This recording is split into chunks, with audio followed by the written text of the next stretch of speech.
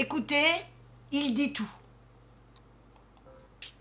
Il est 9 h sur CNews, merci d'être avec nous pour l'heure des pros. À la une ce matin, ce pays ne tourne plus rond de la tête jusqu'au ballon. Le match Nice-Olympique Lyonnais interrompu quelques minutes par l'arbitre pour des chants injurieux contre Daesh. Oui, contre Daesh. On ne scande pas sa haine contre un groupe terroriste dont l'un des soldats a transformé la baie des Anges en porte des enfers un 14 juillet 2016.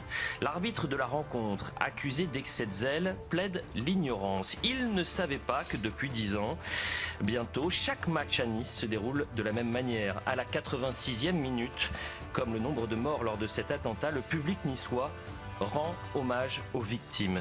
Dire je ne savais pas ou je n'ai pas tout entendu est d'autant plus étonnant que l'arbitre de la rencontre a déjà officié dans ce stade. Rien que la saison dernière, il était sur cette même pelouse pour diriger Nice-Paris ou encore Nice-Rennes. Dans un monde normal, la Ligue de football professionnel, la FFF et le ministère auraient réagi dès hier soir, apporté leur soutien au public du club niçois, demandé qu'une enquête interne soit diligentée. Non là, pas un mot. Circuler, il n'y a rien à voir. Une maladresse. Ne dites pas que le corps arbitral, par son impréparation et son manque de discernement, s'est comporté comme des amateurs. Je note qu'au moment de l'interruption, le public a repris le chant anti-Daesh de plus belle, poussé par certains joueurs, accompagné par le COP lyonnais.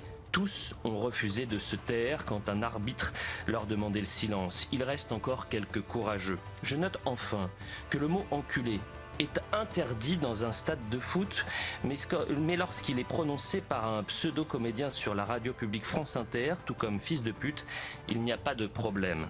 Cette affaire niçoise n'a rien d'anecdotique. Elle dit tellement du climat actuel, ces injonctions contradictoires, ces décideurs responsables de rien, public niçois 1, arbitre et son intolérance 0. Et nous en parlerons bien sûr dans cette émission. Voilà.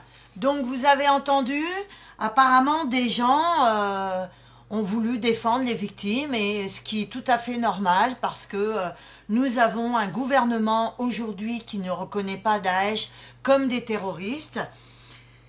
Et il y a eu des morts, il y a eu des victimes, et aujourd'hui nous sommes dans une situation où les gouvernements n'ont pas l'air de se rendre compte de ce qui est en train de se passer avec justement ces fameux terroristes.